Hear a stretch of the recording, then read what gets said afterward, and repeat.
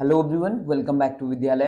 आज की इस वीडियो में बात करेंगे केस थर्ड के बारे में, जिस दिन की आपका क्यू किस फॉर्म का हो, X to the power M form का हो, या जनरली मैं कहूँ कि ये पॉलिनोमियल फॉर्म के लिए काम करेंगे। ठीक है, पॉलिनोमियल फॉर्म के लिए। तो ऐसे केस में आपको बाइनोमियल थ्योरम का आना बहुत जरूरी है, और अगर बाइनोमियल थ्योरम नहीं आती तो दो चार फॉर्मूले आप याद कर सकते हैं। ठीक है, अदरवाइज बाइनोमियल थोड़ा सा मैं आपको हल्का सा टच दूं उसका।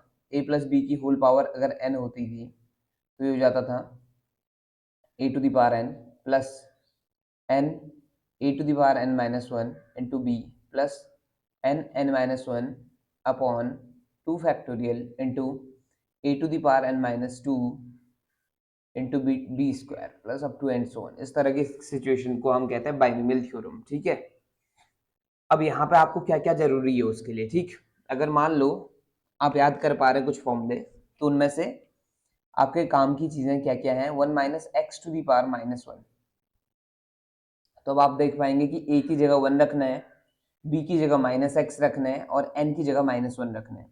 तो जैसे ही आप ये सिचुएशन को भाप पाएंगे तो यहाँ पे आपका फॉर्मूला कुछ इस तरह का बन जाएगा, one plus x square plus x cube plus and so on.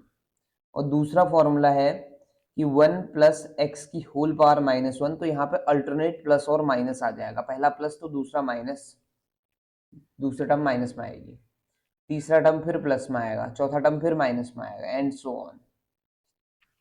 ठीक है, फिर अगला, अगर one minus x to the power minus two हुआ तो उस टाइम पे ये बन जाएगा one plus two, one plus x, two x plus three x square plus four x cube plus up to and so on.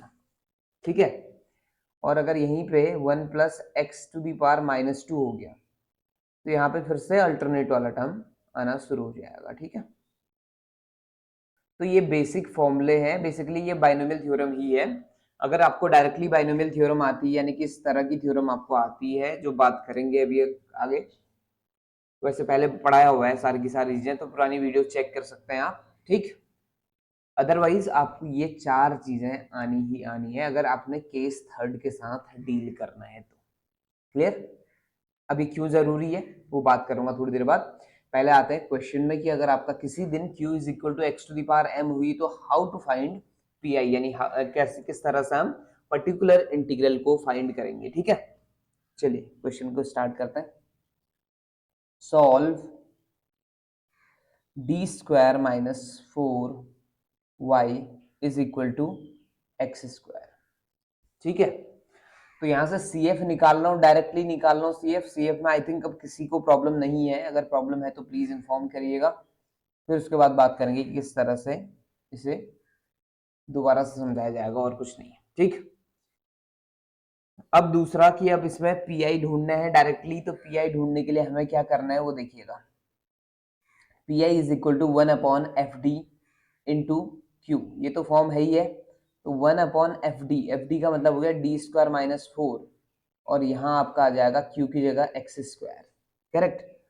अब आपने क्या करना है, अब आपने क्या करना है वो काम ध्यान से सुनिएगा कि डी की लीस्ट पावर को कॉमन ले लीजिए। जो भी आपके टर्म्स हैं अपॉन में डिनोमिनेटर में, उसमें से डी की सबसे जो छोटी पावर है ना, उस पावर को आप क्या करेंगे, कॉमन ले लेंगे। ठीक, तो डी की सबसे छोटी पावर ये आपका फोर के साथ है कितनी, जीरो, तो उसको आप कॉमन ले लीजिए, माइनस फोर।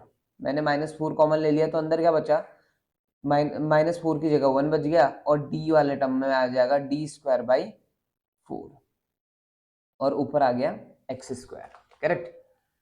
इतना होने के बाद अब क्या करेंगे, one minus D square by four, इसको न्यूमरेटर में ले आएंगे। ध्यान से देखिएगा, माइनस वन बाई फोर ऐसे रहा, one minus D square by four को आप न्यूमरेटर में लाए तो पावर क्या हो जाएगी, माइनस वन, और ये आ गया एक्स स्क्वायर।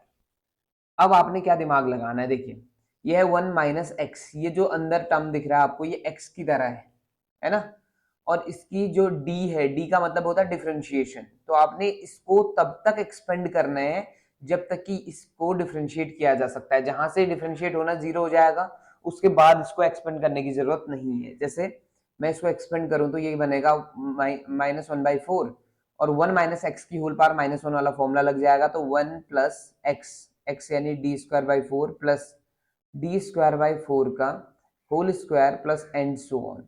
ज्यादा एक्सपेंड करने का कोई फायदा नहीं है, क्यों मैं बता रहा हूं आपको, क्योंकि ये है एक्स स्क्वायर और मैक्स ये कितनी बार डिफरेंशिएट होने वाला है, 2 बार डिफरेंशिएट होगा। तो ये जो सेकंड टर्म आपको बता रही है ये आपका डबल डेरिवेटिव की बात कर रही है, और यहाँ अगर आपका डी स्क्वायर का स्क्वायर करेंगे तो डी की पावर कितनी हो जाएगी 4 टाइम्स डिफरेंशिएट होने का मतलब है एक्स स्क्वायर को अगर 4 बार डिफरेंशिएट करूंगा तो वो वैल्यू कितनी हो जाएगी 0 हो जाएगी, तो उसका कोई बेनिफिट नहीं है। तो इसको 2 बार ही आप एक्सपेंड करते तब भी कोई प्रॉब्लम नहीं थी, यानी कि -1/4 और 1 plus D square by 4 into x square, ये इनफ है, क्योंकि इसके बाद वाले हर टर्म के लिए एक्स स्क्वायर क्या हो जाएगा 0 हो जाएगा।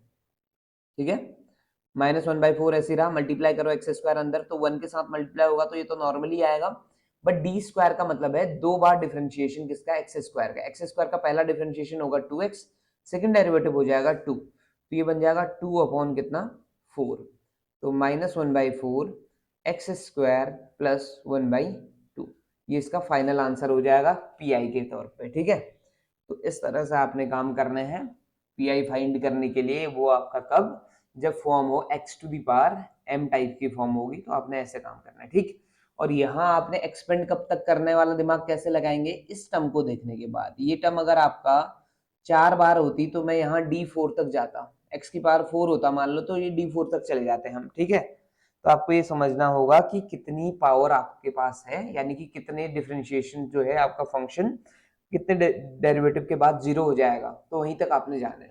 जैसे सेकंड डेरिवेटिव के बाद ये 0 हो जाता थर्ड डेरिवेटिव में, तो थर्ड डेरिवेटिव के बाद वाली सारी टर्म्स को एक्सेप्ट करने की जरूरत नहीं है, क्योंकि फाइनल आंसर उनका 0 ही आना है। क्लियर, चलिए, तो ये आपको समझ आ गया होगा शायद। तो फाइनल आंसर इसका आपको कुछ इस तरह का दिखाई देगा, y is equal to C F plus P I, और उसमें आपको सी एफ की वैल्यू तो पहले बता दी थी, c1 e to the power 2x plus c2 e to the power -2x, और साथ में -1/4 ऑफ एक्स स्क्वायर प्लस 1/2, ये फाइनल आंसर हो गया। ठीक है, चलिए, आशा करते हैं कि आपको वीडियो पसंद आया होगा। अगर ऐसा है तो please do like share and subscribe.